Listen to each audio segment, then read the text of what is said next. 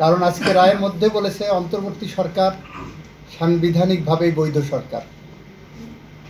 Article 106-এ opinion নিয়ে করা হয়েছে এবং আর্টিকেল 106-এর প্রেক্ষাপটে অর্ডারের মধ্যেই দিয়ে দেন চিফ জাস্টিসের নেতৃত্বে যে ফুল বেঞ্চ, তারা যে 106-এ ওপিনিয়ন দিলেন, এটা কিন্তু সাংবিধানিক ওপিনিয়ন। আপিল বিভাগের সাংবিধানিক ওপিনিয়নে বলেছেন, রাষ্ট্রপতি ওনাদের কাছে বলেছেন সংসদ ভেঙে দেওয়া হয়েছে, প্রধানমন্ত্রী চলে গেছেন, অন্য কাউকে ডেকে সরকার গঠন করা সম্ভব নয়।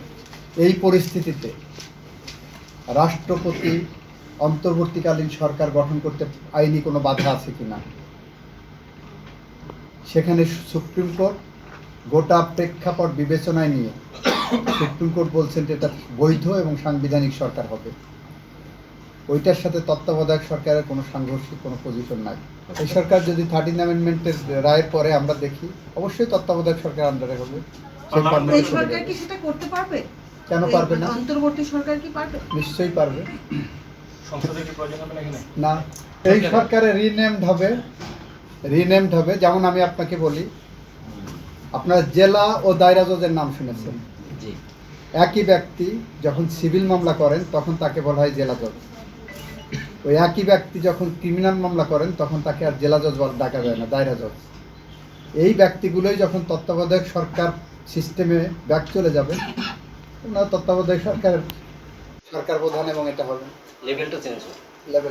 অ্যাপেলেট ডিভিশনের যে রিভিউ পেন্ডিং আছে সেইটাকে বাইপাস করে এই আইনে এই রায়ের প্রেক্ষিতে তত্ত্বাবধায়কে ফিরে যাওয়ার সম্ভাবনা আছে। কেন আছে? তত্ত্বাবধায়ক 13 অ্যামেন্ডমেন্টের রিভিউতে গেছি। তত্ত্বাবধায়কের 13 অ্যামেন্ডমেন্টের জাজমেন্টের দুইটা রেশিও, কোর্টের সামনে দুইটা ইস্যু ছিল। এক, তত্ত্বাবধায়ক সরকার বৈধ না অবৈধ। ওই পার্টে 4জন বললেন, 4জন বললেন অবৈধ, 3জন বললেন বৈধ তত্ত্বাবধায়ক। এই একটা পার্ট। দ্বিতীয় পার্টে 7জনই বললেন পরবর্তী 2টি নির্বাচন তত্ত্বাবধায়কের আন্ডারে হবে। এই যে পরবর্তী 2টি নির্বাচন তত্ত্বাবধায়কের আগে আন্ডারে হবে, সেইটার আগেই আপনার যখন 15th অ্যামেন্ডমেন্ট নিয়ে চলে আসলো, তখন ওইটা ধরে নেওয়া হবে যে ওইটা দ্যাট ইজ ইন অ্যাবিয়েন্স। ওই জাজমেন্টের রেশিওটা এখনো অপারেটিভ আছে, কার্যকর আছে। অ্যাটলিস্ট আগামী 2টি নির্বাচন তো উইদাউট এনি অ্যাপেলেট ইন্টারভেনশনও লাগে না। তত্ত্বাবধায়ক সরকার ব্যবস্থা বাতিল করাটা যখন কোর্ট বলছেন অবৈধ, দ্যাট মিনস ইন আদার ওয়ার্ডস তত্ত্বাবধায়ক সরকার সিস্টেম বৈধ।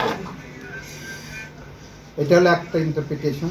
দ্বিতীয় ইন্টারপ্রিটেশন হলো, আপনি যদি 13 অ্যামেন্ডমেন্টের জাজমেন্টের কথা চিন্তা করেন, 13th অ্যামেন্ডমেন্টের জাজমেন্টেও ওখানে 7জন আনঅ্যানিমাসলি বলেছিলেন তত্ত্বাবধায়ক সরকারের আন্ডারে অন্তত 2টি নির্বাচন হতে হবে। 7জনের মধ্যে আবার পরবর্তীতে 3জন পোল্টি মেরেছিলেন। জ্ঞান পাপী একজন জাজ ছিলেন, খায়রুল হক নাম। উনি মূল জাজমেন্ট থেকে ডেভিয়েট করে 17 মাস পরে, এই আইন আসার পরে, এই আইন জাজমেন্টটা দিলেন, এই আইনটা পাশ হওয়ার আগে জাজমেন্ট রিলিজ করলেন এই আইন আসার 17 মাস পরে। সেখানে যে উনি রায় দিলেন যে ঠিক আছে পরবর্তী 2টা নির্বাচন হবে, তবে পার্লামেন্ট ঠিক করবে কোন ফর্মে হবে। ওনাদের থেকে দল ছুট হয়ে সিনাবাবু বললেন যে না, আগামী 2টাই হবে কেয়ারটেকার আন্ডারে, তবে আপনার জুডিশিয়ারিকে বাদ রাখা উচিত। আর আগের 3জন তো বলেছিলেন যে এটা তত্ত্বাবধায়ক সরকার বৈধ।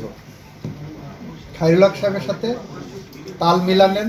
জুডিশিয়ারি ধ্বংস মানিক যতটুকু করেছে, আবার জুডিশিয়ারিকে ধ্বংসের পিছনে মূল অনেকগুলো দায়ের মধ্যে সৈয়দ মাহমুদ হোসেন নামে একজন জজ ছিলেন।